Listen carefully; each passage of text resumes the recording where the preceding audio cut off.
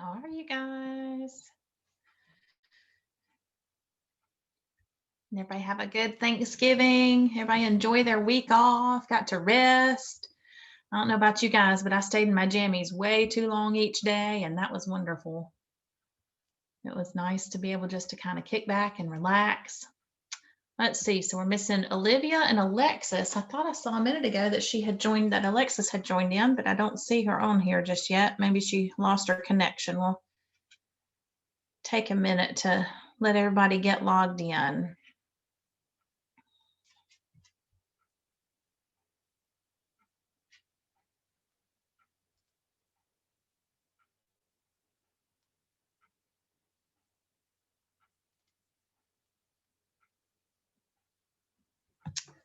Just a minute. Let me grab.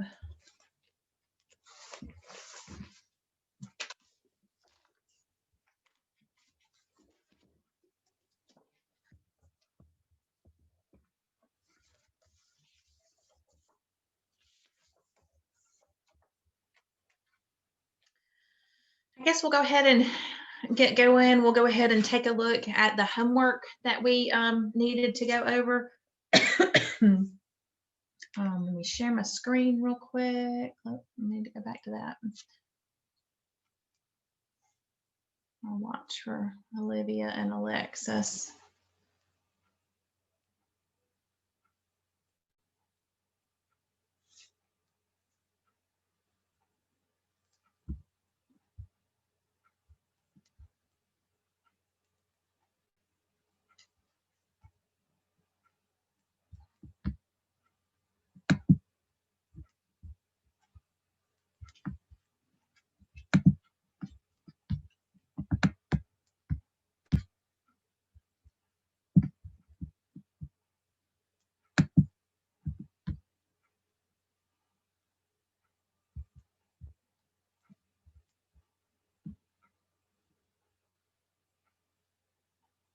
Okay. All righty. So let me pull that up real quick. Make sure I go back far enough. I guess real quick we can kind of run through a couple of things. I guess real quick what we'll do before we even check our homework, let's scroll back and kind of do a quick review of what we've been talking about with our percent. So go back to lesson 47. We'll do kind of a little review for a minute. So lesson 47 is found on page 103. 47, page 103. And so we talked about how a percent is a number that means per hundredth or per hundred. Okay, so when we're talking about percent, we're talking about dealing with measurements of 100. And so sometimes we can have numbers that are greater than 100% or numbers that are less than 100%. And so, but we've talked about how converting a percent to a decimal and a decimal to a percent just has to do with moving the decimal place. Okay, if I'm going from a percent to a decimal, let's see. No problem, Avery. So if you're going from a percent to a decimal, we learned that the first thing we do is we move our decimal 2 places to the left and drop our percent sign. Vice versa, if I'm going from a decimal to a percent, I move my decimal 2 places to the right and add a percent sign. Okay. Then in lesson 47, we looked at finding a percent of a number. And I gave you guys kind of the basic equation that if I multiply a percent times a number, that is going to equal the part. Okay, so percent times whole equals part is going to be a formula that if you remember that in that exact order, percent times whole equals part, if you know 2 of your pieces of information, you can always solve for the third. You just plug in the 2 that you know, solve for what you don't know. Okay, so percent times whole equals part in lesson 48. Then we moved on to lesson 49, fraction percent conversions. And we said that I know that I can convert a fraction to a decimal, then I convert a decimal to a percent. So I can convert from a fraction to a decimal, decimal to percent, and that way I've gone from a fraction to a percent.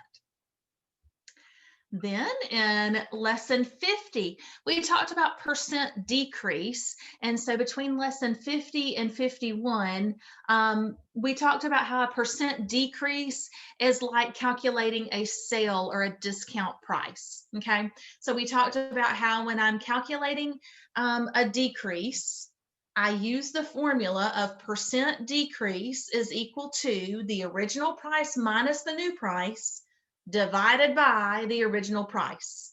So anytime that I am decreasing in an amount, calculating a discount or a sale price, whatever, I can calculate that percent decrease by subtracting my new price from my original and then dividing by the original, and that gives me that percent decrease. Then if I want to use that percent decrease, I can calculate and find the sales price or the new sale price. And then the reverse of that is percent increase. And we talked about how sometimes I have to mark things up. And a percent increase is going to be very similar to our percent decrease, except instead of doing, and with my percent decrease, I do original minus the new amount. With a percent increase, I do new amount minus original. So I take my new amount, I subtract the original amount, and then I divide by the original amount. So that's the main difference between percent decrease and percent increase, is that numerator is flip-flopped. All right, and then we moved on to lesson 53, calculating markup, what we just talked about. And so that is where we have homework starting. I think that should be where our first place of homework is that we need to look at. And we talked about this. We set it all up and we said that Denny's having a sale and he's marking a price 15% more than his purchase price. So we had to calculate the sales price or the sale price of each item. Oh, here comes Alexis. Let's see.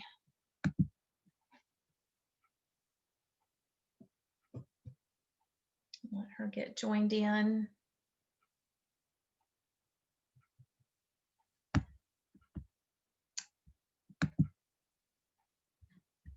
All righty. So Alexis, we are just getting ready to check our homework. That is on page, let's see what page this is. 118? No, 117, sorry. Page 117. Let's see. We just did a quick little review of where we've been dealing with percents, looking at converting decimals to percents, fractions to percents, looking at calculating percent decrease and percent increase. And now this is our homework on percent increase.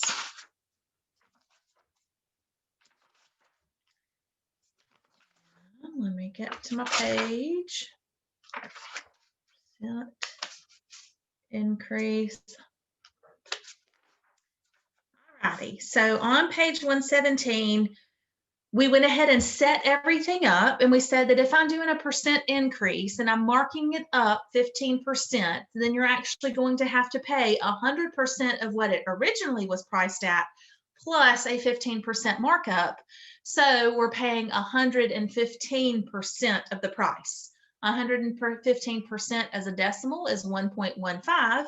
So we multiply that by the price. All right, so in the first one, we have 1.04 times 1.15. And so that ends up equaling $1.20. So the first one, when I multiply by 115%, it was $1.04. We marked it up 15%, so it's $1.20. The next item that started out at $7.23, and we have to mark it up 115%. Now we are going to end up having a new price of $8.31. $8.31. Our original price item was $9.99. We had to mark it up 115%. So now my new price is $11.49. $11.49. And then our last item was $42.77. And so we had to mark it up 115%. So that ends up equaling $49.19. Let me check. I just got a text from Olivia. I think they're having some internet problems. Let's see.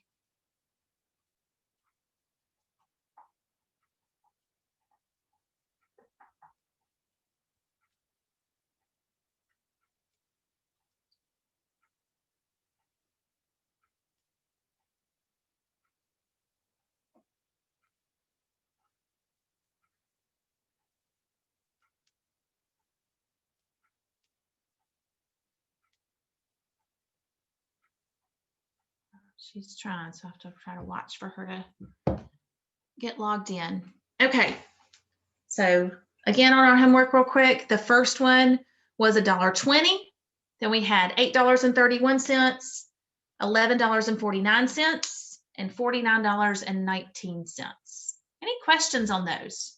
Everybody good with our percent markup and our new price? All right. Let's go on. Our next thing we talked about was simple interest. And we talked about how simple interest is the amount that you actually end up, here she comes, let's see. We talked about simple interest is the amount that you end up having to pay to borrow money. Or sometimes it can actually be on the flip side of that. And it could be if you're investing money and you earn money on the investment. But either way, interest is the amount of a fee that's being paid for the use of money. And so we talked about how the simple interest formula was interest is equal to the principal times the rate times the amount of time. Okay. Let's see. Let me get my screen opened up bigger. Make sure Olivia is able to get in.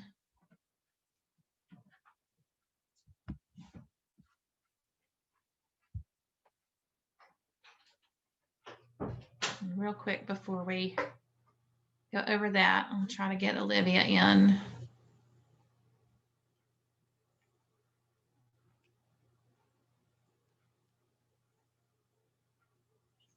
Did you get in, Olivia?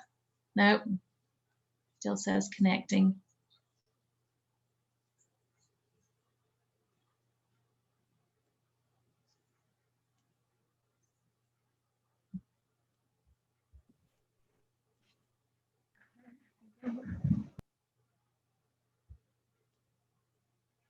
There we go. Did you get in, Olivia? You're able to hear me? Yeah, I don't know why my camera's not working, but.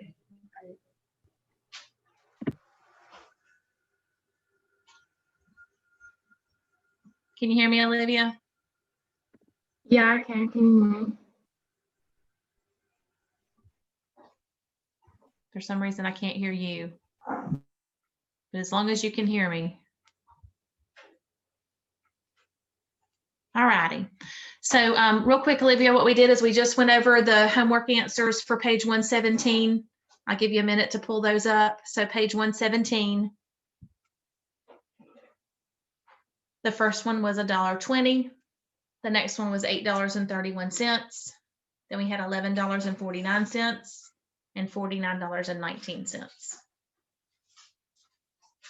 All righty, and then we were moving on to simple interest, and we said that our interest formula was I equals PRT, and we learned that I is the symbol that we use for interest, P is the letter that we use for the principal amount or the amount that's borrowed, R represents the rate, which is usually expressed as a percent, and T is the amount of time, which is usually expressed in years. Okay, so I can just use that formula and remember that anytime I have variables side by side with no symbols in between, I understand that I'm going to be multiplying them together. So once I plug in my numbers for each of the variables, I multiply them. Okay, so anytime that you're working with any kind of formula or any kind of calculation and you see numbers that are just side by side, sorry, you see variables that are side by side, the understood operation is going to be multiplication. So that's what we're doing here. We just multiply principal, rate, and time. And so let's see, with our homework, we had activities 4, okay? And so it gave us the information. It told us the amount of the loan, so that's going to be our principal there. They told us the interest rate and then the number of years. So like for the first one, if I have $5,000 at 21% interest for 2 years, I'm going to end up setting that up to where, and I'll just erase this real quick and write it underneath it. I'm going to have I equals 5,000 times 0.21 times 2. When I multiply that together, my interest paid, the amount they end up paying is $2,100. Fix that real quick. And so the total amount paid, I have to add the original amount that was borrowed plus the interest, so that would be $7,100. And then it said to calculate how much they're paying per month. So if they're paying this, if it's 2 years, okay, if this was a 2-year deal, then you would have to divide 7,100 divided by 24, because it would be 24 months. So the amount per month is going to end up being $295.83. Any questions on that first one? The interest was $2,100. Total amount paid was $7,100. The amount per month is $295.83. All right, let's look at the next one. The next one, I had $11,000 at 18% for 7 years. So that means my total amount of interest paid, ooh, where'd it go?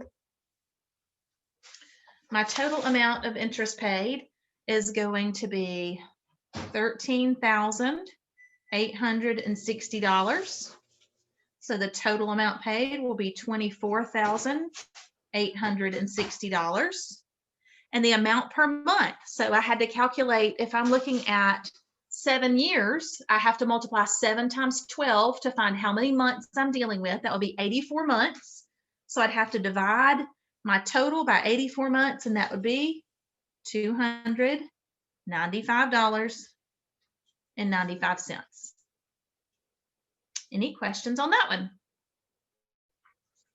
Let's look at the next one. We had $20,000 at 8.125% for 15 years.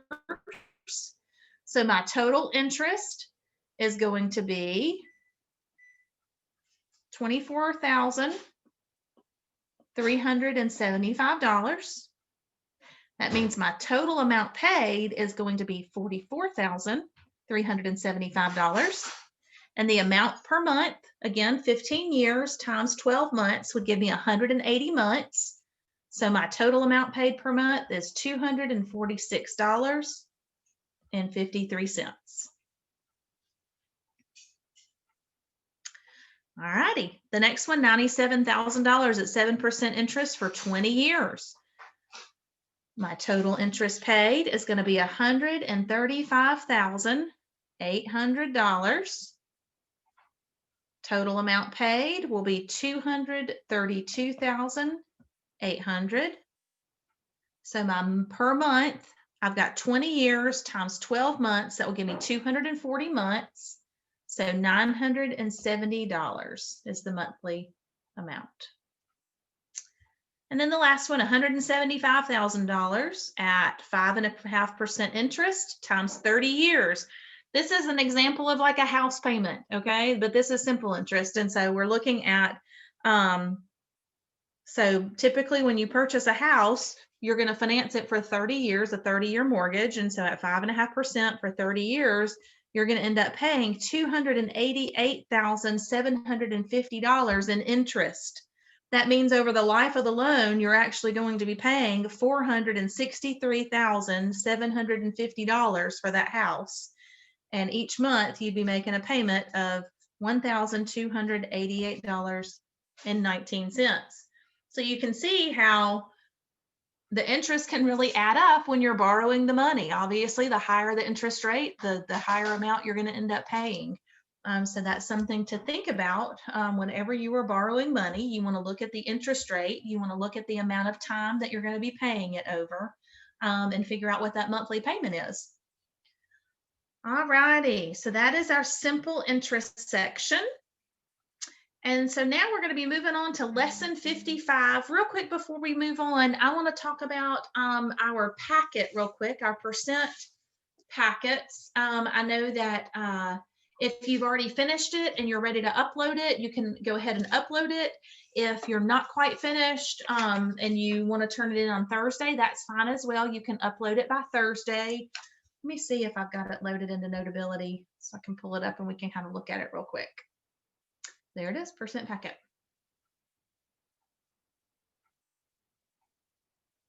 Okay, so notice percent word problems. This is from lesson 48, and this is where we talked about I'm going to use my formula of percent times whole equals part. So I'm just going to plug in what I know and solve for what I don't know. So like number 1 says, what percent of 126 is 22? So I would set it up to where I have x times 126 equals 22. That means I would divide by 126, divide by 126. So x is equal to, let's see, 22 divided by 126 ends up being 17%.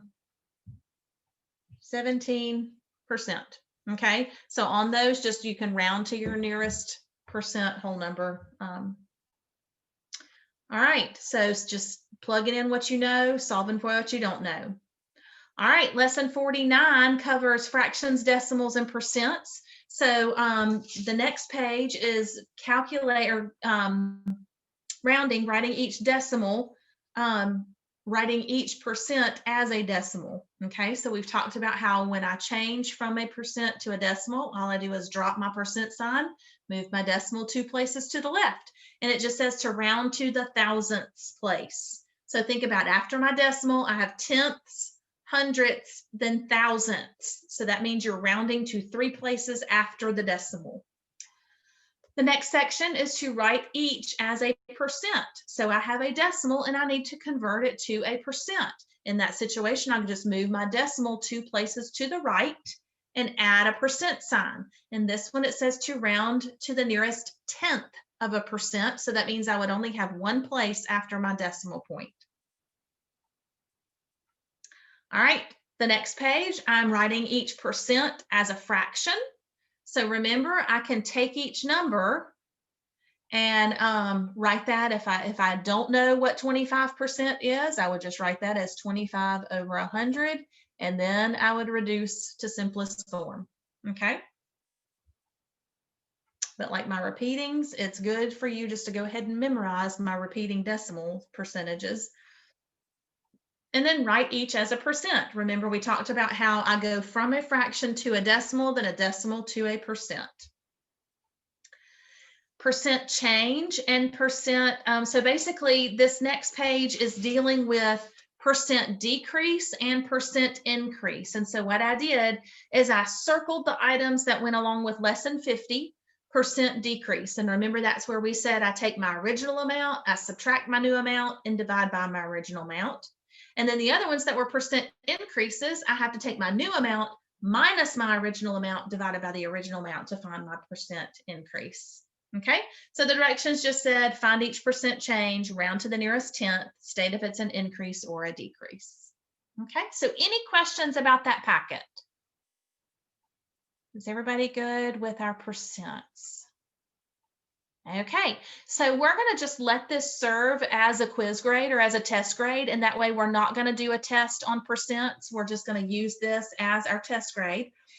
We are getting down to the end of our semester, so we'll be wrapping things up pretty soon with our grades and getting ready. You know, after next week, we'll have this week and then next week at the co-op, and then we'll be off for Christmas. So we'll try to wrap up as much as we can before we get out for a while.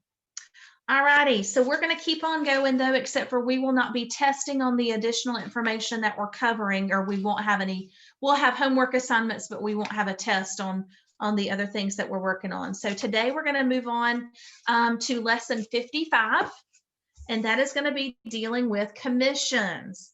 So now commissions are going to be amounts that you get paid based on maybe sales or something like that. So a lot of times people that are in commission only positions means that the only paycheck that they earn is the commission. So many years ago, gosh, it's probably been, I know it's been at least 10 years ago, I was selling real estate. And so the only way that I made money was if I sold a house. And so that's going to be some of the examples that we're looking at here. Was real estate commissions. Sometimes there are jobs that you can have. Sometimes maybe electronic stores, which we really don't have many of those left around anymore. But there's different stores that people the people who work there get paid commission.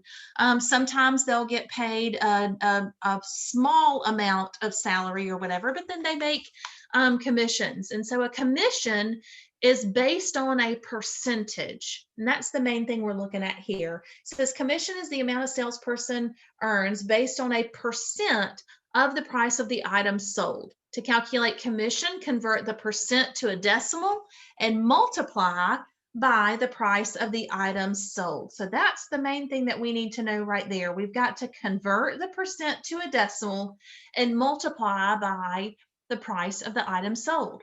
So the example they give here is a real estate one, and it says if the real estate agent earns 4% commission on the sale of a house, how much does the agent earn after the sale of the house for $179,500? So again, it says that you convert the percent to a decimal and then multiply. So 4% as a decimal is going to be 0.04, and then we multiply it by the sales price, so you can find that the commission is $7,180. Okay, so let's go ahead and look at this next one.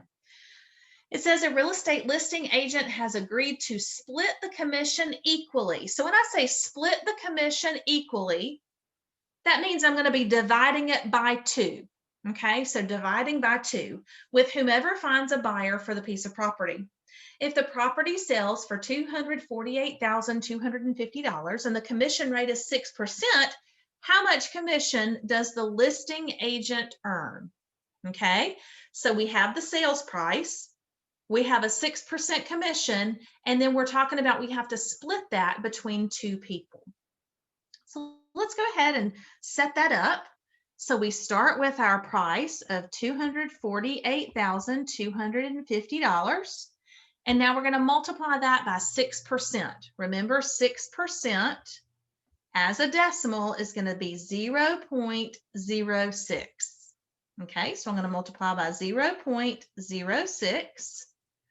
So now I'm going to multiply 248, 250.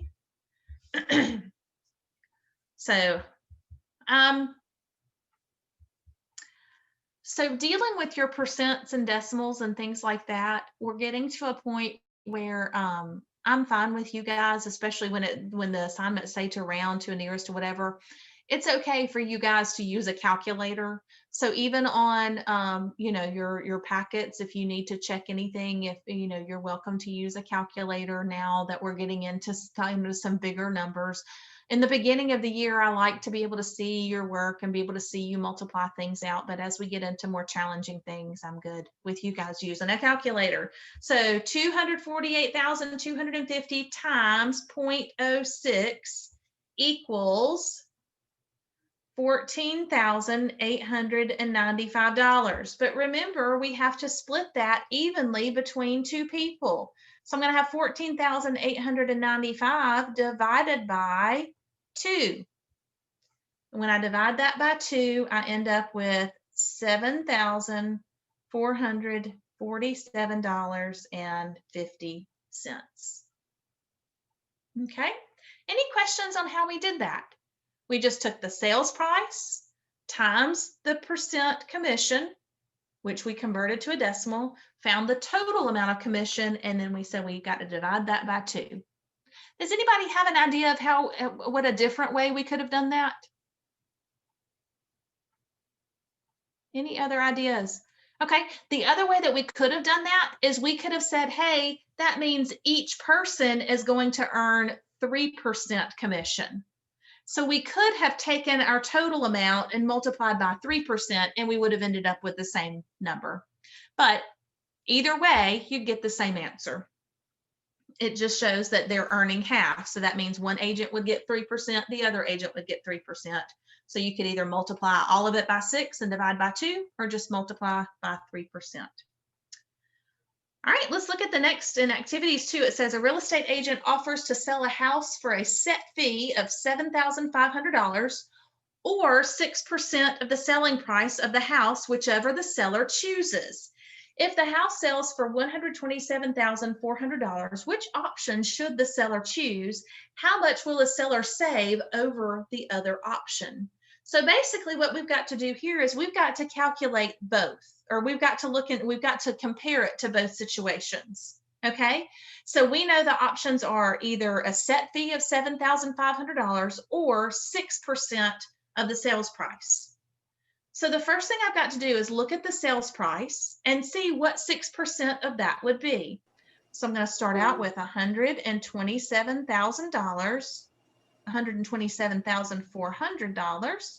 We're going to multiply that by 6%.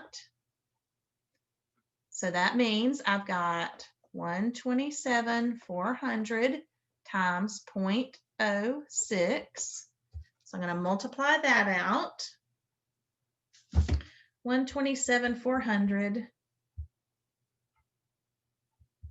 times 0.06 is going to be $7,644. Okay, so now we've got to compare and see, is this amount going to be a better option, or is the flat fee of $7,500 the best? And we can see that $7,500 is less than $7,644. And so it says, how much will the seller save over the other option? So I'm going to take 7,644 minus 7,500, and I see that they will save for $144. So if they choose to go with the flat fee, then they'll end up saving $144. Now it says, at what selling price would the 6% commission equal $7,500? So let's look at this for a minute.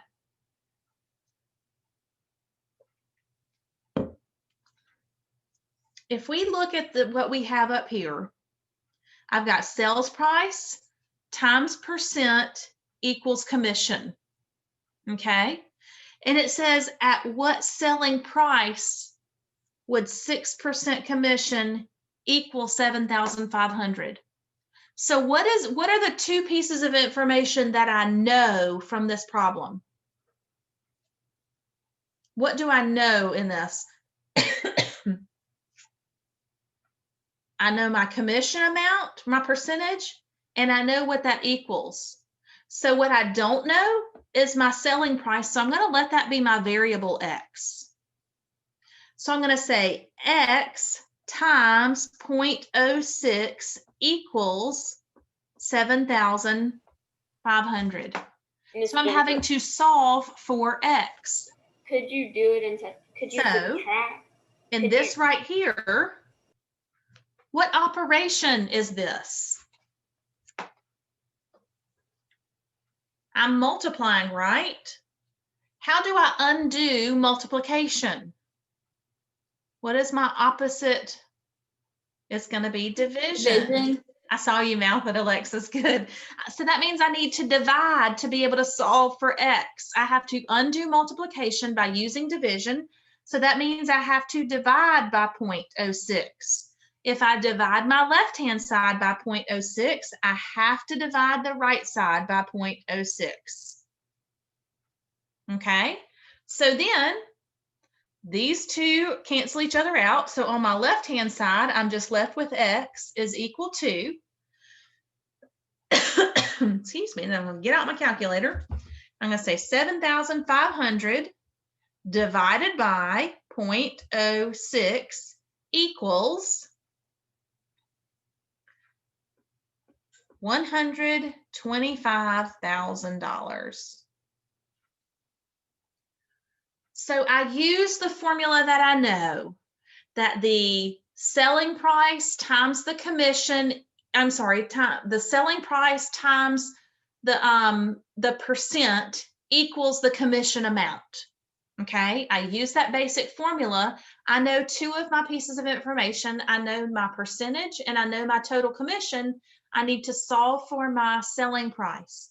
Therefore, I let X be that information that I do not know. I plug it in and solve for X. Any questions on that? All right, let's look at the next one. It says an appliance salesman gets paid $300 per week plus 10% commission on the selling price of any appliances he sells. If the salesman sold a refrigerator for $890, a washer and dryer for $1,175, and an oven for $325, how much commission did the salesman earn during the week? Okay, so let's think about all the information we know from this problem. We know he earns $300 for the week. Okay, we know he earns 10% commission. Whoop, sorry.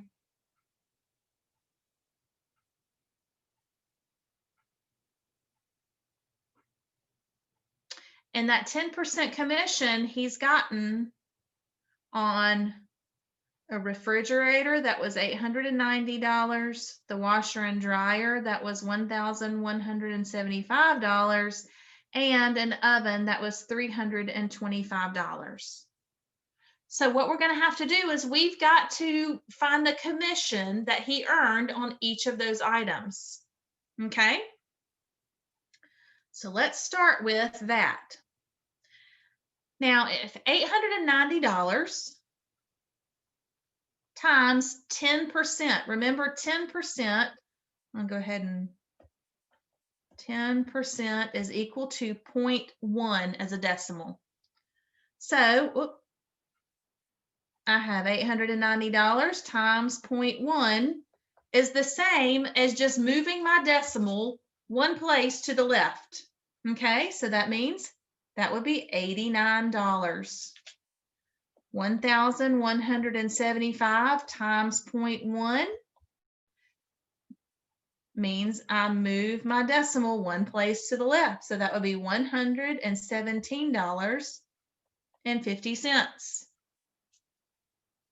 $325 times 0.1 means I move my decimal one place to the left. So that's $32.50. Okay. So he earned that commission on each of those. So let's go ahead and add those up. I'll go ahead and go 117.50, 32.50, 89. Okay, so 0 plus 0 is 0 is 0. 5 plus 5 is 10 plus 0 is 10. Put down my 0, carry my 1. 7 plus 1 is 8 plus 2 is 10. 10 plus 8 is 18. Put down my 8, carry my 1. 1 plus 1 is 2. 2 plus 3 is 5. And 5 plus 8 is 13. Put down my 3, carry my 1. And 1 plus 1 is 2. So now we see that he's earned $238 in commission. Okay, so now we have to take that. What did I do wrong? 9, 10, 11. The 7 and the 2 and the 9. 7 plus 8. I added that wrong, didn't I? 8 plus 2 is 10. 7 and 1 was 8. Oh, I didn't line them up very well is what I did. And so I messed up with my adding. I did what I always tell y'all.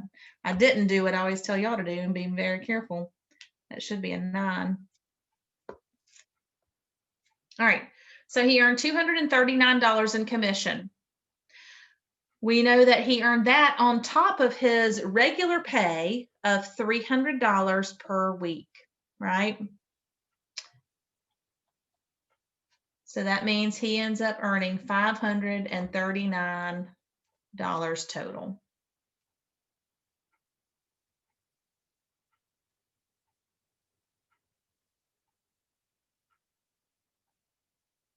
Okay, but I guess really it didn't ask for, oh, I jumped ahead. I did both problems. So in the next one, it says, what did the commission get paid for the week? And that was $539. He got paid $239 in commission, $300 for his regular pay. So when we add it together, it's $539. Any questions on that?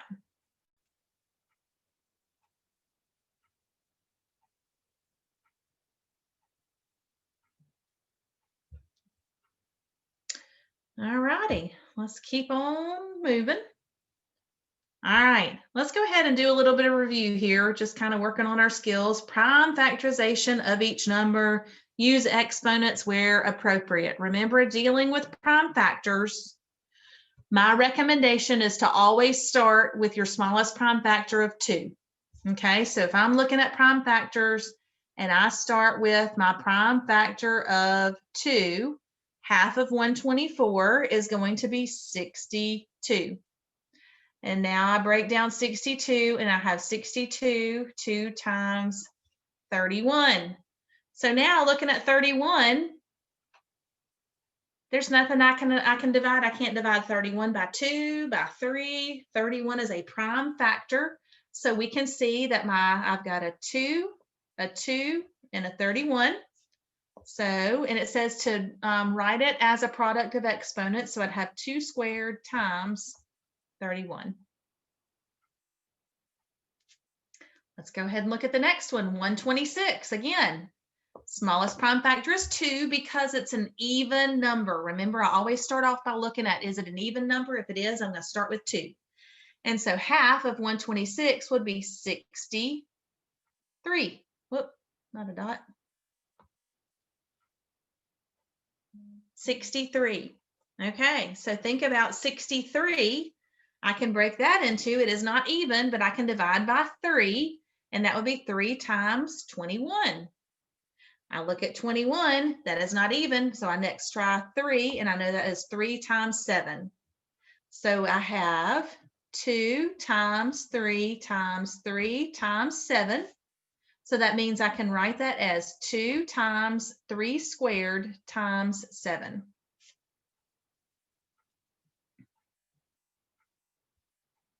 And then 132, again, it is even, so it's divisible by 2. So think about 132.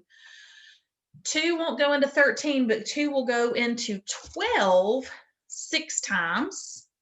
And so that's going to leave a remainder. And so that's going to be what? 2 times 66. And I know that 66 would be 2 times 33. And 33 is 3 times 11. So now I have 2 times 2 times 3 times 11. So I can write that as a product of exponents with 2 squared times 3 times 11. Okay. So always remembering when I'm doing prime factorization, I want to write my number as a product of prime numbers. If I have repeating prime factors, I can write them in exponential form. Okay, I can write them with exponents. Any questions about that? That will be something that we'll see again in algebra. So the sooner you get comfortable with that, the better, the easier it's going to be. All righty, let's go ahead and take a look. We are solving using order of operations. Remember PEMDAS. Parentheses, exponents, multiplication and division, addition and subtraction. If I have multiplication and division in the same problem, I do them in order from left to right. If I have addition and subtraction in the same problem, go in order from left to right. Remember that when I'm dealing with variables, I undo my problem using the reverse order. So once I've simplified everything, I go ahead and use my reverse order to simplify. All right, so looking at this problem, when I'm dealing with an equation and I have an equal sign and I've got something on the right and something on the left, I can go ahead and do things on either side in one step. So my first thing I'm going to do in this step is I'm going to subtract here. The first thing I'm going to do on my right-hand side is to distribute. Okay, so I'm going to start and I'm going to have 3x plus 6 minus 4 is going to be 2. Now I have 2 squared is equal to 2x minus 2. So in one step, I was able to take care of something on the left and the right. Now again, on the left-hand side, I'm going to do 2 squared. So I have 3x plus 2 squared is 4 equals 2x minus 2. Now I've simplified everything as much as I can. This is the point where I have to start combining like terms to be able to solve for x. Remember, when I'm solving, I'm going in reverse PEMDAS order. So now that means I'm going to start at the bottom and work my way up. Okay, so the first thing I'm going to do is I'm going to look and say, hey, is there any addition or subtraction going on that I can move? And there is. Okay, so remember, I like to get my variables on the left-hand side and my numbers on the right-hand side. So if I'm looking at moving my variables from the right to the left, because I have 2x on my right-hand side, I'm going to move it by subtracting it. It is positive to begin with, so that means I'm going to subtract it to move it. If I move it on the right-hand side, I have to do the same thing on the left-hand side. Okay, if I subtract 2x from the right-hand side, I have to subtract 2x from the left-hand side. And then 3x minus 2x is just going to be 1x. Or I could just write it as x, because 3 minus 2 is 1. So now I have 1x plus 4 is equal to negative 2. Remember that negative sign is in front of the 2, so it has to go with the 2. I cannot separate them right now, okay? They have to be together, okay?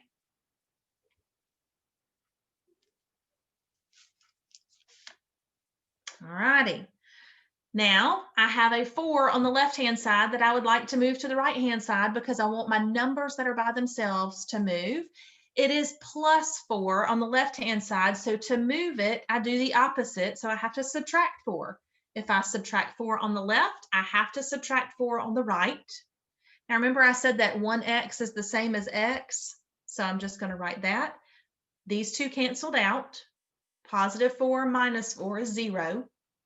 Now I've got negative 2 minus 4. This is where I have to be super careful with my positives and negatives.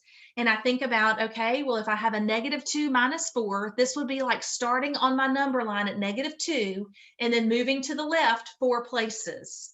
So negative 2 minus 4 is going to be negative 6. So x is equal to negative 6. Okay. It is time for our break. So we'll go ahead and take a 5-minute break and then we'll come back and keep working.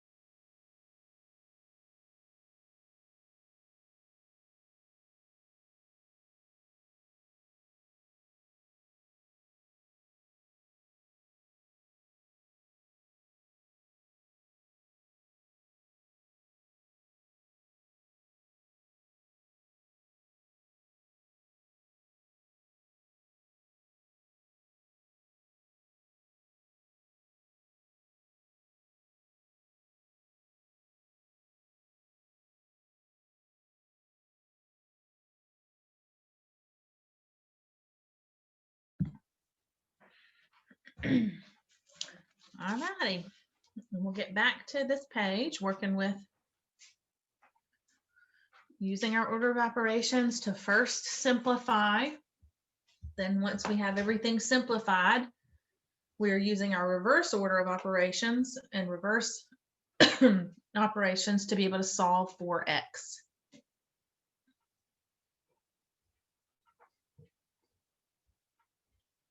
All right, so looking at our next problem, I've got 7x plus 2 times 3 minus x on the left-hand side. On the right-hand side, I have x minus 3 squared minus 2 cubed, or 2 to the third power. So the first thing I need to do on my left-hand side is I need to distribute that 2. First thing I need to do on my right-hand side is deal with my exponents. So I'm going to have 7x plus 2 times 3 is 6. And then I have a positive 2 times a negative x. A positive times a negative is a negative, and 2 times x is 2x equals x minus. In parentheses, 3 squared means that I'm multiplying 3 by itself 2 times.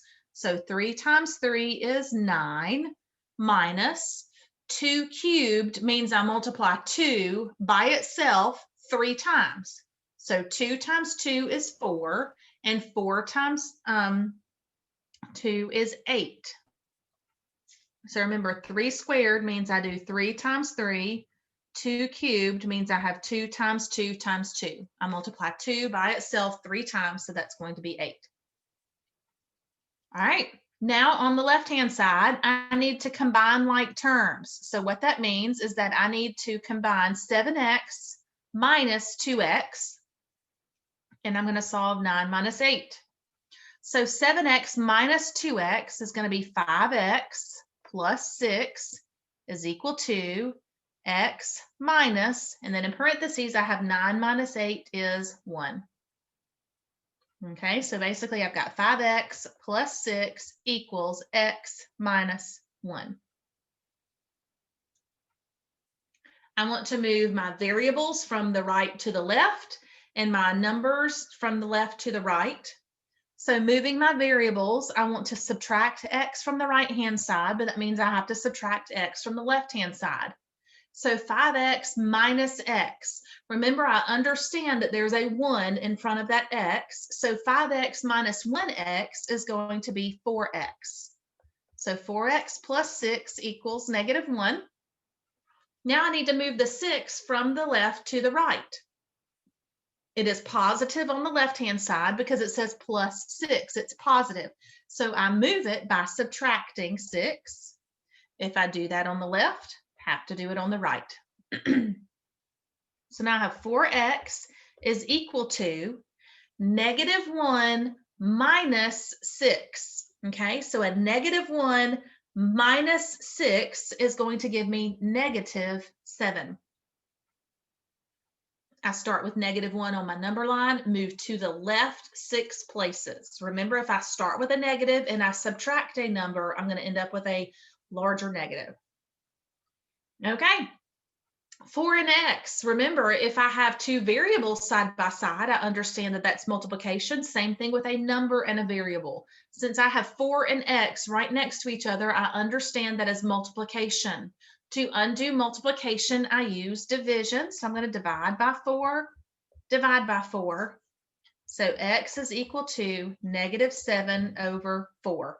Now I'm just going to leave that as an improper fraction. I don't have to do anything else to it. I don't have to change it to a mixed number. At this point, we can just leave them as improper fractions as long as it is in simplest form. If I could reduce it, I would, but this is in simplest form. Any questions on that one? All right, let's look at the last one. All right, I have got a lot going on here. I've got parentheses, I've got exponents, I've got a square root symbol, okay? So there's a lot of things I've got to pay attention to here. The first thing I'm going to do, though, is I'm going to distribute this 3 to each number inside parentheses. My right-hand side, 5x minus 1, is already simplified as much as it can be on that side, so I'm going to leave it alone for right now, and I'm just going to start on my left-hand side. So I have 3 times 3x. 3 times 3 is 9, so I have 9x. And then I have 3 times negative 4. A positive times a negative is a negative, and 3 times 4 is 12. Okay, so I have 9x minus 12 plus. Now, underneath my radical sign, I'm going to go ahead and take care of that 2 squared. So I'm going to go ahead and draw my radical sign. 2 squared is 4, and then I have 4 times 6 plus 1 equals 5x minus 1. Now, my radical sign, I treat that the same as I do with as a symbol of grouping. Okay, so that's kind of like how I have parentheses and I have to work with inside my parentheses. I have to do the same thing under my radical sign. Now, the main thing to look at here is notice that this is being used as a time sign, whereas this right here is a variable. That's where it gets kind of confusing using the X for a time sign and X for a variable. But we can tell because the variable is larger than the time sign, we know that that's going to be multiplication. So I'm going to start with that. So I have 9x minus 12 plus the square root of 4 times 6 is 24. I still have 24 plus 1 equals 5x minus 1. I'm still going to work underneath that radical sign. 9x minus 12 plus the square root of 24 plus 1 is 25 equals 5x minus 1. Now, I still need to work with that radical. And what is the square root of 25? What times itself equals 25? And that's going to be the number 5. 9x minus 12 plus 5 equals 5x minus 1. Keep working on that left-hand side. Now I have negative 12 plus 5. So 9x, negative 12 plus 5. I keep the sign of the larger, find the difference of my numbers. My sign is going to be negative, and the difference of 12 and 5 is 7. So now I have 9x minus 7 is equal to 5x minus 1. Finally, I have everything simplified. I've gotten everything smaller and combined. So now I can start moving from one side to the other. I like my variables to be on the left side, my numbers to be on the right-hand side. So I'm going to subtract 5x first. And 9x minus 5x is 4x minus 7 equals negative 1. That negative 7 that's on the left-hand side needs to move to the right. Because it is negative 7, I'm going to move it by adding 7. So if I add 7 on the left, I add 7 on the right. So, oh wait, I messed up my sign. All this time I've been putting minus, and I think my copy just didn't come through right. But looking in the book, this is supposed to be a plus sign. So let me fix that real quick. So that should actually be plus 1 on that side. So I have 4x is equal to 1 plus 7 is 8. So now I have 4x equals 8. 4 and x side by side are being multiplied together. The inverse operation of multiplication is division. So I divide by 4, divide by 4. You'll notice that when I'm dividing, that I actually draw my line and make it like a fraction. To me, that is easier to see than using division signs. You could do whatever. You could have 4x and you could divide by 4 equals 8 and divide by 4. You could use your division symbols if you want to. It's up to you. I just like to draw the line, and drawing that line underneath it, I understand that a fraction is the same as a division problem, so I'm dividing. All right, so 4 divided by 4 is 1. Those cancel out. So I have 8 is equal to 8 divided by 4 is 2. So x is equal to 2. So remember, I could plug that number in way up here, and I could plug in 2 there, and I could plug in a 2 there, and I would still end up with a number equal to it. So that means that 2 would plug in for x and solve. All righty. The next section is division of fractions. We're just going to move along past that.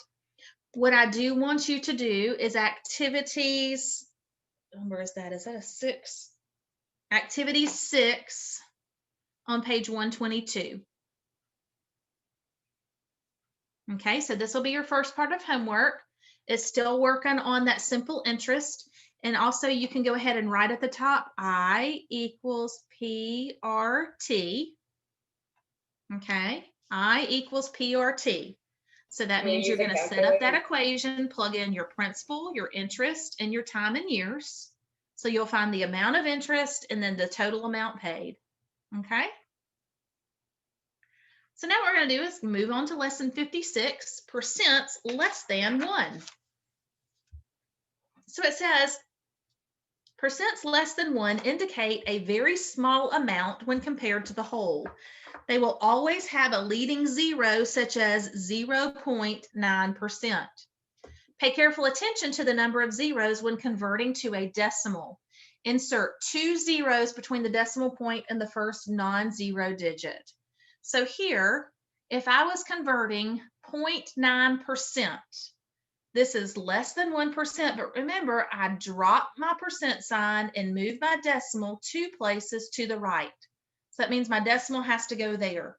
That means I've got to add a placeholder 0. So I end up with decimal 009 when I convert that. Okay.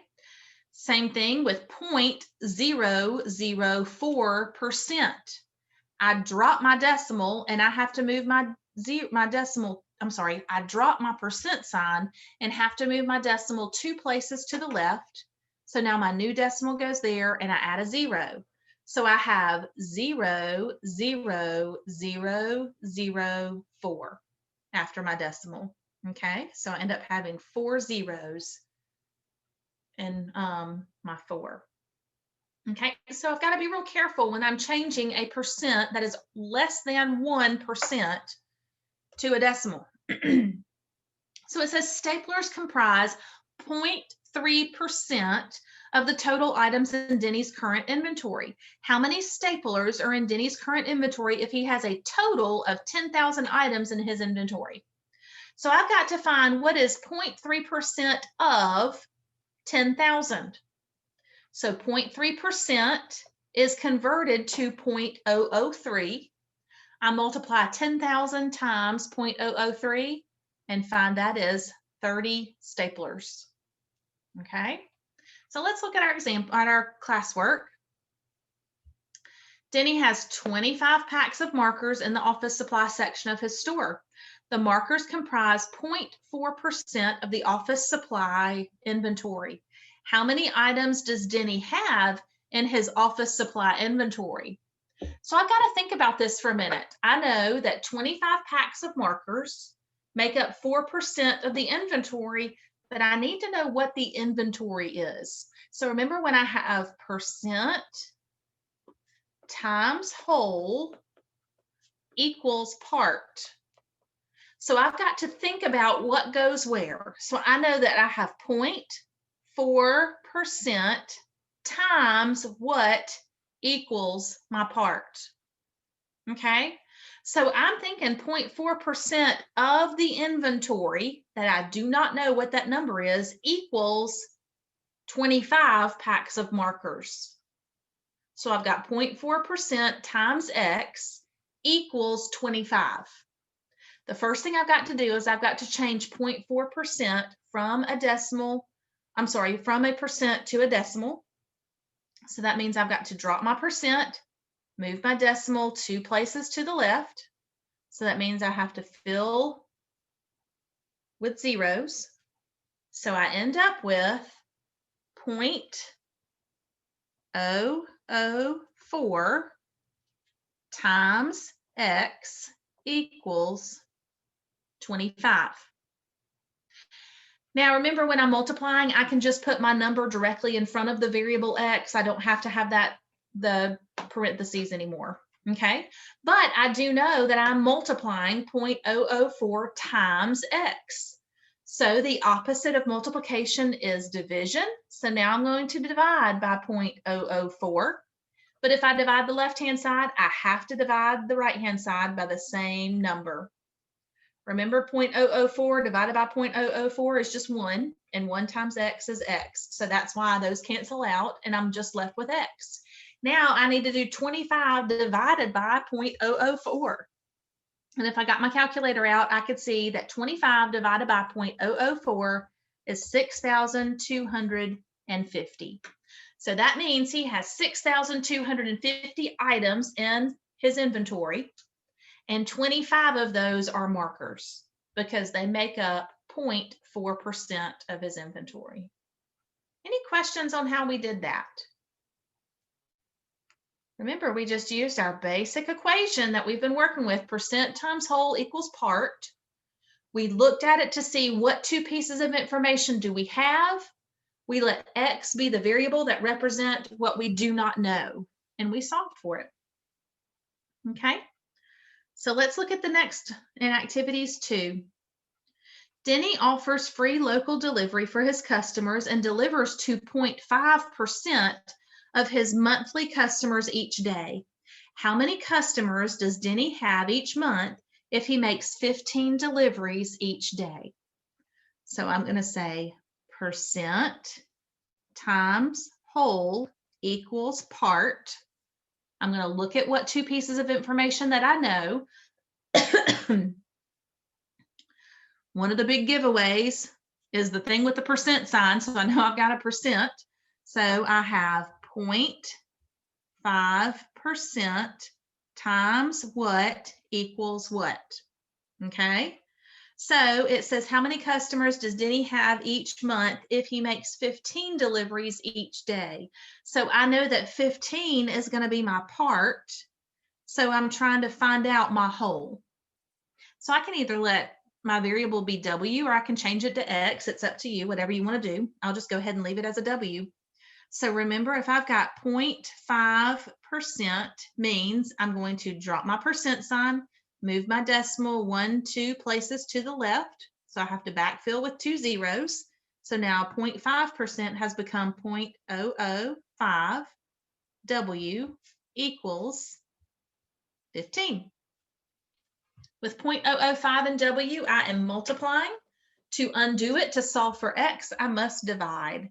So divide by 0.005, divide by 0.005. So I find out that W is equal to, and 15 divided by 0.005 is going to be 3,000. So we find out he's got 3,000 customers and he delivers to 15 per day. Any questions on that one? All right, now we're going to take that information and look at the next part of the question. It says Denny's store is open 20 days each month. How many customers does he have each day? Okay, so let's think about this. We found out that he has 3,000 customers, right? And it wants to know how many customers does he have each day. So I've got 3,000 customers divided by the number of days he's open. He's open 20 days. So 3,000 customers divided by 20 days is equal to 150. So he has 150 customers each day. All right. Now it says how many deliveries does Denny make each month? Okay, so let's think about this. If he's open 20 days each month, okay, so he's open 20 days per month. Whoop. And how many deliveries did we figure out he makes per day? He makes, whoop, I keep hitting that button, sorry. 15 deliveries per day. So if he makes 15 deliveries each day for 20 days, that means I'm going to multiply 15 times 20. Now notice this is where I'm starting to use parentheses to show multiplication, so I'm not getting confused with variables. So 15 times 20. This is where I can just multiply 15 times 2 is 30 and then add a 0. So he makes 30 deliveries each month. Any questions on how we got that? Now they're making us take it a step further, and it says he has 10 hours each day to complete his deliveries. Okay? 10 hours each day to complete deliveries. How much time does he have for each delivery? So if he has 10 hours to make 15 deliveries, I've got to figure out how much time per delivery. So that means I've got to divide 10 divided by 15. 10 hours divided by 15 deliveries. If I were to take that down and think about, if I have 10 hours to make 15 deliveries, 10 over 15 as a reduced fraction would become 2 over 3. So I have 2/3 of an hour. All right. Now I've got to think about 2/3 of an hour. So that means I have 2/3 times 60 equals what? Because 2/3 of an hour. Remember, of means multiplication. So 2/3 of 60 minutes. This is where I think about 60 as 60 over 1.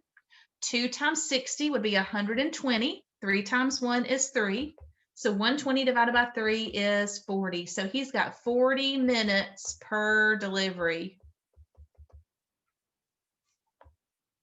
Okay, so we took all of the information from that one problem, starting out with knowing how many customers he has, how many days a week that he's open, how many customers he sees per day, how many deliveries he makes each month, and how much time he has each day to make deliveries. And we were able to figure out that every 40 minutes he should be making a delivery.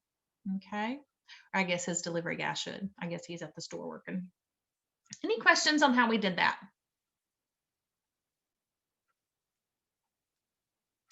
Okie dokie.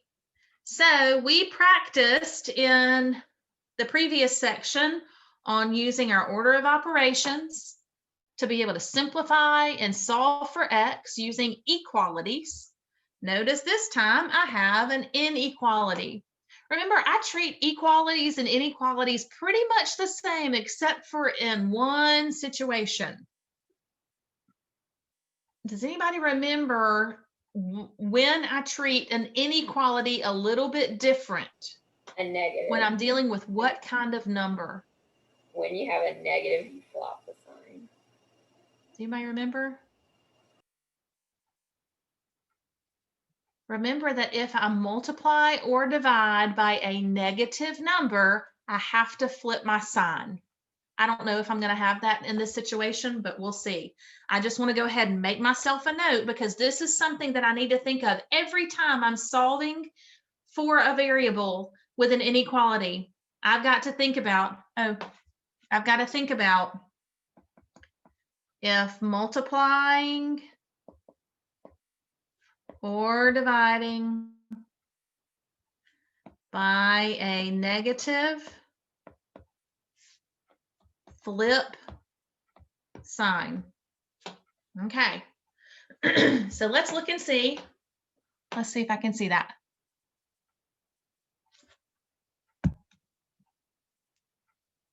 Can you not hear me?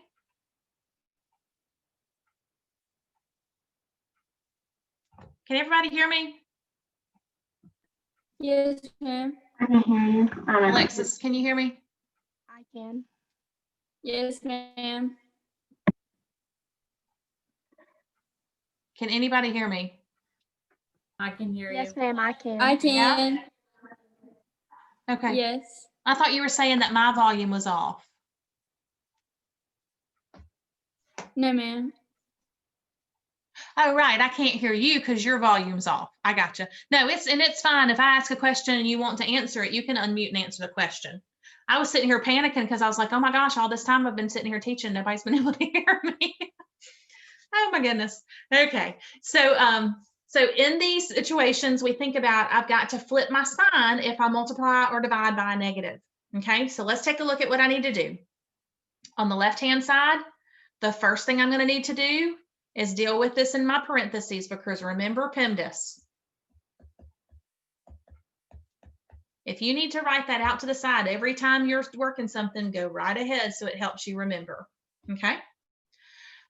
So notice that on the left-hand side, I can do 6 minus 9, but on the right-hand side, I have x plus 4 in parentheses. I can't combine x plus 4, but what I can do is I can distribute that 3 outside. So I'm going to have 7x plus 6 minus 9. If I'm taking away a number that is bigger than the original number, I know I'm going to have a negative. So 6 minus 9 is negative 3 squared is greater than 3x, and 3 times 4 is 12. So the first thing I did is I subtracted 6 minus 9. That gave me negative 3. Now what I'm going to be looking at here is I've got negative 3 squared. So that means I'm going to have negative 3 times negative 3. Now remember, if I multiply a negative times a negative, that is a positive, and 3 times 3 is 9.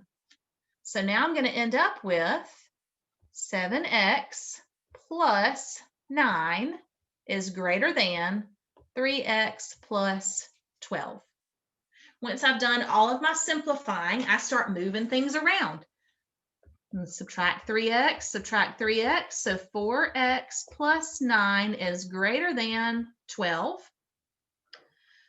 Subtract 9, so 4x is greater than, and 12 minus 9 is 3. So I have 4x is greater than 3. 4 beside x tells me I'm multiplying, so I'm going to divide by 4. So x is greater than 3/4. I did not have to divide or multiply by a negative number, therefore my sign stayed the same. All right, let's take a look at the next one. All right, on the left-hand side, the first thing I need to do is distribute my 2.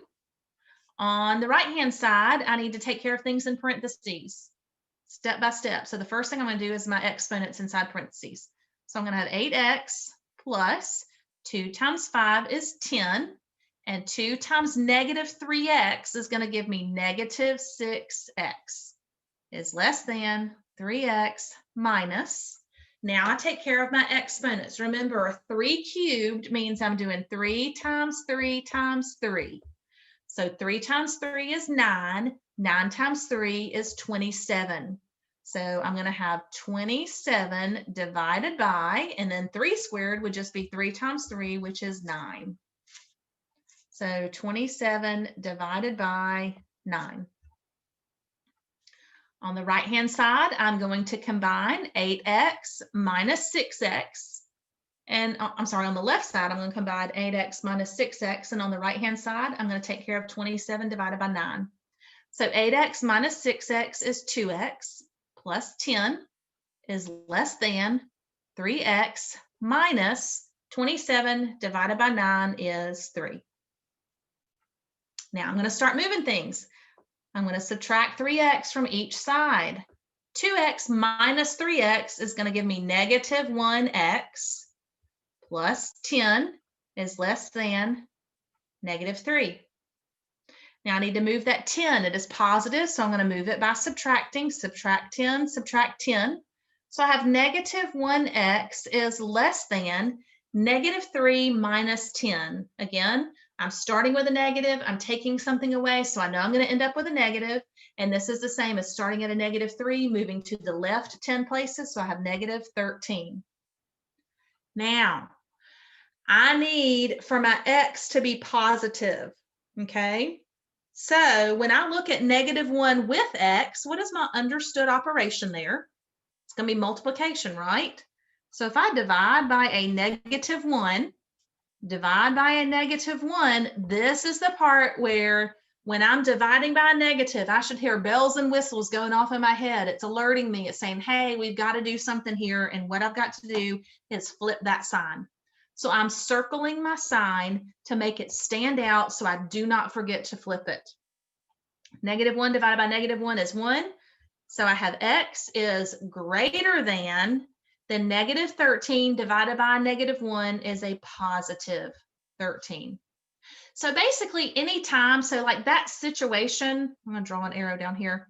That situation will be the same as having -x is less than -13. So I need x to be positive. So if I'm gonna change the sign of x and make it positive, that means I have to change the sign of 13 also, but I also have to flip my sign, okay? And the reason I can change it is because it's the same as multiplying or dividing by a negative. All right, let's go ahead and take a look at the last one. Okay, I got my radical sign again that I know I'm going to use as a symbol of grouping. So I'm going to start with distributing, and I have 4 times 2x is 8x, and I have 4 times -5, so that's going to be -20. So I have 8x minus 20 plus. Underneath my radical sign, I'm going to go ahead and take care of these exponents. 3 squared is 3 times 3, which is 9, plus 2 squared is 2 times 2, which is 4, plus 3 is less than. I can distribute 2 to my x plus 1. 2 times x is 2x, and 2 times 1 is 2. My right-hand side is as simplified as it can be right now. So now I'm going to work on the left-hand side and just leave everything the same on the right. So I have 8x minus 20 plus, underneath my radical, I'm just going to add 9 plus 4 plus 3. 9 plus 4 is 13, and 13 plus 3 is 16, is less than 2x plus 2.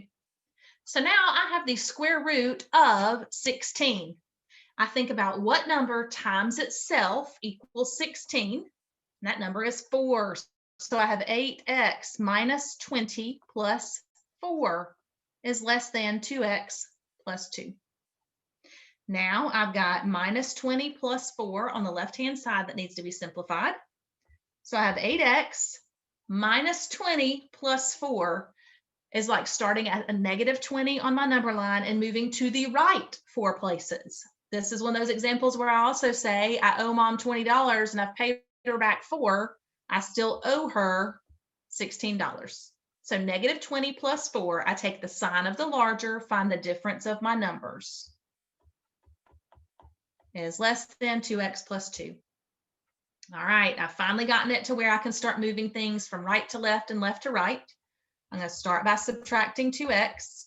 So 8x minus 2x is 6x, minus 16 is less than 2. Add 16 to each side. 6x is less than 18. Divide by 6, divide by 6. X is less than 3. And that is it. All righty.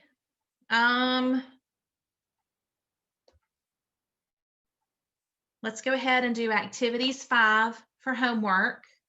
So far for our homework, we have got page 122, activity 6. I'm gonna go ahead and date this. Today is 11/30/20. So 122, activity 6, and then what page is that? My page didn't copy, so that'll be 124, activities 5, and this is 11/30/20. All righty, so simple interest is our first part of homework. Our second part of homework is finding what percent of a number equals something. So percent times whole equals part. If you want to make a note of that, percent, let me make a better percent, times whole equals part. Plug in the 2 pieces you know, solve for what you don't know.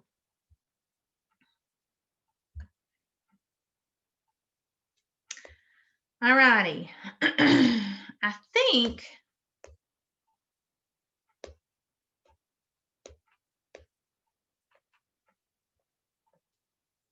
what I may do, real quick, we'll go ahead and talk about lesson 57. We're not going to have any assignments on this or anything. This is called profits and royalties. It's just something that I want you to know exists. Just like commission is something that's very applicable because there may be a time that you have a commission job and you need to understand what commission is, and also understanding that if you are ever purchasing something, understanding that commission may be how somebody gets paid. So understanding that profits and royalties are not exactly something that we deal with too often, but basically a profit is the amount of money that we make when we've sold something. All right, so let's think about this for a minute. Maybe you have been part of a fundraiser before. Maybe it's for church or for an athletic activity, or maybe it is for just any kind of fundraiser that you've done. And let's say that you're selling cookies for an organization. All right. So a profit is like if you said, hey, we paid $5 to get the cookies, then I have sold them for $7. You've made $2 profit. So the profit is the difference between the selling price and what you had to pay to get the item. Okay. So that's what it's talking about when I talk about a profit. So, and that's what it tells us here. Profit is the difference between an item's selling price and the cost incurred to sell the item. So how much did it cost you to be able to sell the item?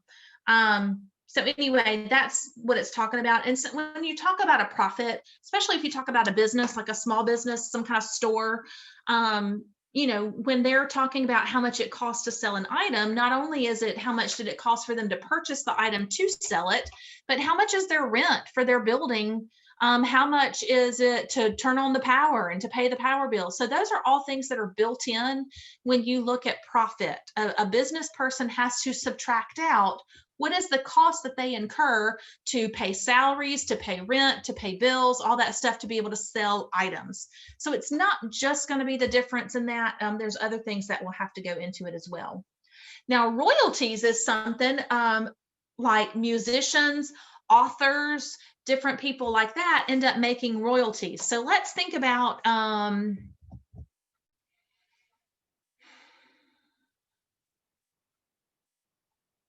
there's all kinds of different things you can think about. If you ever have sat down and watched an old TV show, okay? So if you watch reruns of something, what happens is the people that made that TV show ends up getting paid royalties. That means that every time that TV show runs, whether it's a rerun or whatever, every time that somebody watches it, it's getting paid. Or a musician gets paid royalties. Even think about like if you're watching a movie and there's a song in the movie. Well, the people making the movie have to pay the person that made that song.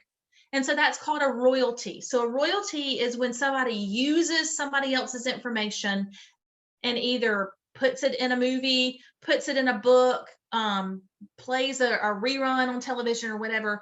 So it's something that people get paid for something time and time again. Okay, so I just wanted to kind of explain profits and royalties. Profit is after you have deducted how much it cost you to sell the item. A royalty is making money on something that you've done and you allow people to use it. So maybe someday you might draw a picture of something, and that's another thing. Like if you see copyrights on stuff, it's usually a rule that you cannot use it unless you pay that person to borrow their image. So a lot of times you'll see stuff like that. So like Nike, think about, you couldn't just make a t-shirt and put a Nike swoosh on it and go sell it. Nike's going to come get you because they want their money. That's their emblem and they want to get paid the royalties on that. Okay, so that's kind of an example of that. That when something belongs to someone else, you have to pay them for the use of it. Okay, sometimes photographers will get paid to for people to use their images. Maybe it's on a website or something like that. So those are kind of what royalties are. The next thing I'll mention, and then we're going to get ready and wrap it up for the day. The next thing I'm going to mention is lesson 58, compound interest. All right, so basically compound interest is something that we're not going to talk too much about right now. We talked about simple interest. interest equals principal times rate times time. I equals PRT. Compound interest is similar to simple interest, except that amount compounds as the time goes. So what this is talking about, let's say if it compounded, let's say that you finance something for 1 year, but it compounded monthly. That means each month you're paying interest on something, so it ends up making it bigger at the end. Compound interest is great when you're investing money. It is terrible when you're borrowing money. So always know that compound interest, and we have a formula that we use here, and it's A equals P times 1 plus R to the T power, okay? Where A is the amount after time, and time is T, has passed. P is the original amount of interest, and the original amount of principal, and R is the interest rate, okay? And so we said T is the number of times the interest is compounded. So in this example that they've given us, is it says how much compound interest will be earned on $25,000, 6% interest rate, 5 years, okay? So when we look at it, we say that A is the amount of time. So we said A is 5 years, or the amount after 5 years. Our principal amount, we have our rate as a decimal, and we have our time. So I plug all of that in. So we said that A is going to be the amount we're solving for. P is 25,000. That 1 is standard, okay? So we just plug in the 1. R is our rate, which is that 0.06, and then 5 goes in as our time. So notice here, when I've set everything up and I've plugged it all in, I add 1 plus 0.06 becomes 1.06. Now, what I've got to do here with this 1.06, if I have 1.06 to the 5th power, this is saying 1.06 times 1.06 times 1.06 times 1.06 times 1.06, because it's 1.06 to the 5th power. 1, 2, 3, 4, 5. So that's what 1.06 to the 5th power is equal to 1.33822557776. Then I multiply that by the 25,000.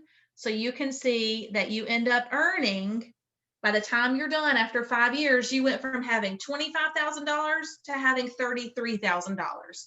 Like I said, when you're investing money, you want to invest using compound interest.